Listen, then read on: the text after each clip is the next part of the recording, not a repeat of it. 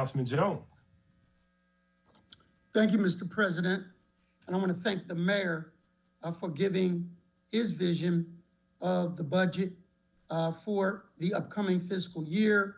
I want to thank the federal government for sending much needed resources to the city of Philadelphia so that we can meet our obligation to the citizens of Philadelphia. I want to transition and say that a lot of that relief is going to go to the Philadelphia School District. A lot of that relief is going to help our children learn. I want to say that throughout my adult life, Mr. President and colleagues, I have fought discrimination, whether as a student activist at the Philadelphia Student Union or as the director of the Minority Business Enterprise Council, now OEO.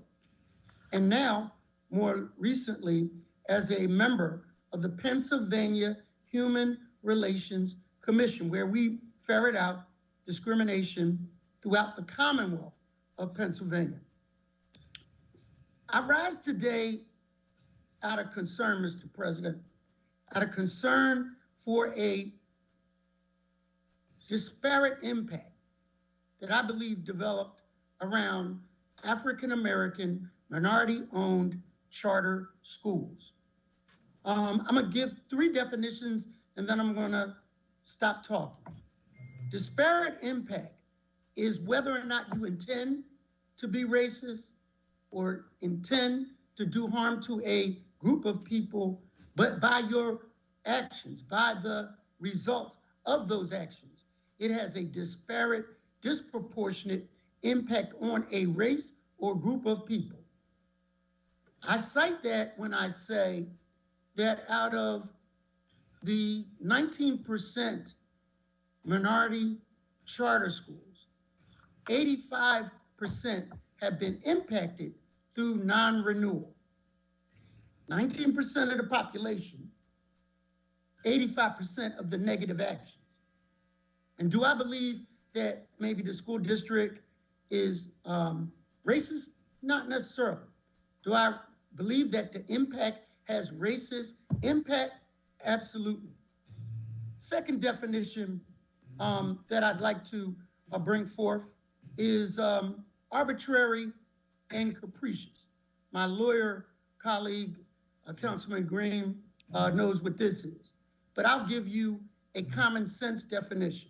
Arbitrary and capricious, when I'm sitting at the dinner table with all my kids and one of them gets to go out and do their thing after curfew and the other does not get to do it, and they say, well, wait a minute, you just let my brother, my sister go out, and it might be because they have better grades, it may be because they clean their room, but there is no factual relationship to my decision. It is arbitrary and capricious unless I put the intent of why I made the decision.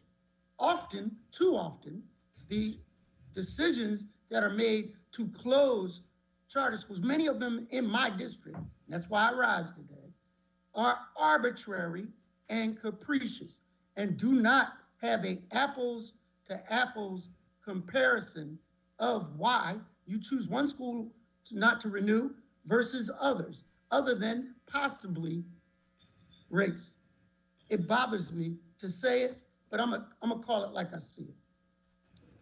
And the final issue, I used to tell my kids, when I made those arbitrary and capricious rulings, I said, because I said so. But that doesn't get it when you are dealing with the education of our children, and I believe has risen to the occasion of a civil rights issue. The miseducation of our children leads to the school to prison pipeline and outcomes that impact them their entire lives. And to be able to have a full range of educational options is very important. So I raise these issues today out of caution out of concern and to say that me and my colleagues during this budget process will be looking and we will be watching. And we would recommend that you take no further action until we figure out whether or not this system is unfair to minorities. And so without that transparency, I would be reluctant to want to support anything that has that kind of disparate impact among a group of individuals that are trying to educate our children. Thank you, Mr. President. Thank you, Councilman.